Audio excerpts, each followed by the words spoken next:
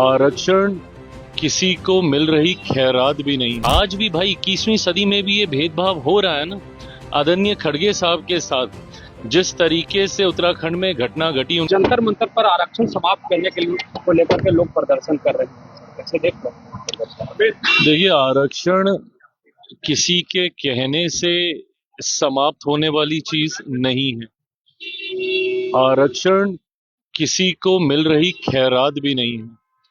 आरक्षण एक संवैधानिक अधिकार है और इसके पीछे की सोच ऐसे समाज से आने वाले लोगों को मुख्यधारा के साथ जोड़ने की रही है जिनके साथ किसी न किसी कारणवश भेदभाव हुआ है।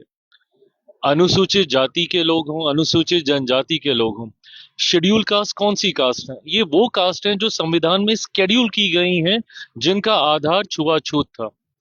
उनको आधार बनाया, उनको स्केड्यूल किया गया और उन कास्ट को आपने आरक्षण देने का काम किया। इसी तरीके से शेड्यूल ट्राइब्स है, ये वो कास्ट हैं, ये वो ट्राइब्स हैं जिनको स्केड्यूल किया गया है, जिनका रहन सहन, बोलचाल, वेशभूषा सब अलग है, अपने तरीके से है।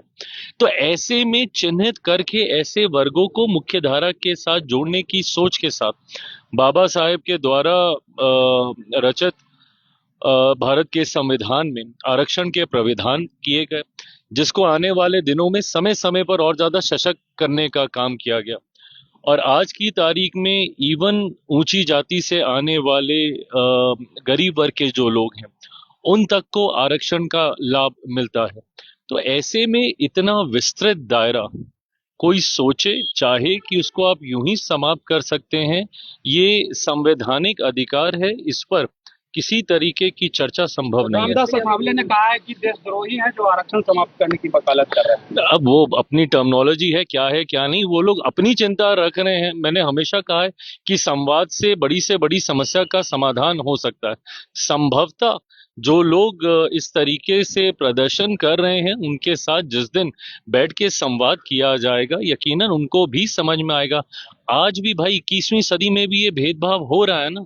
आदरणीय खड़गे साहब के साथ जिस तरीके से उत्तराखंड में घटना घटी, उनके मन से जाने के बाद जिस तरीके से मंच का शुद्धिकरण किया गया, ये आज भी अगर ऐसी घटनाएं घट रही हैं तो ये चिंता का विषय है। चर्चाएं इसमें होनी चाहिए कि कैसे सामाजिक न्याय को और ज्यादा सशक्त किया जाए। उनको अब याद आया जब सदन चल रहा था, उस वक्त रखते सारी बातें, आंकड़ों के साथ रखते। और विपक्ष का काम सिर्फ आरोप लगाकर भागने का नहीं हो सकता ना, इसमें कलेक्टिव रिस्पॉन्सिबिलिटी है। साथ मिलकर कैसे हम लोग खुद, मैं प्रसंस्करण के माध्यम से मैं प्रयास कर रहा हूं ज्यादा से ज्यादा निवेश हम लोग लेकर आए राज्य में। हम लोग कैसे यहाँ के रेवेन्यू को हम लोग बढ़ाएं, कैसे हम लोग राजस्व को हम लोग और ज्यादा मजबूत करें। निफ्टम, हम लोग देश का तीसरा निफ्टम राष्ट्रीय मान्यता प्राप्त वो बिहार में खुलने जा रहा है। तो हम लोग का सबका मिलकर प्रयास है कि राज्य का राजस्व कैसे बढ़े। आज की तारीख में जितना है उतने पे तो कतई हम लोग संतुष्ट नहीं रहने वाले हैं। और आने वाले दिनों में आप देखिएगा, हमारी सरकार और डबल इंजन की सोच के द्वारा लिए गए फैसलों में इसमें कई गुना वृद्धि होते हुए आपको दिखाई देगा।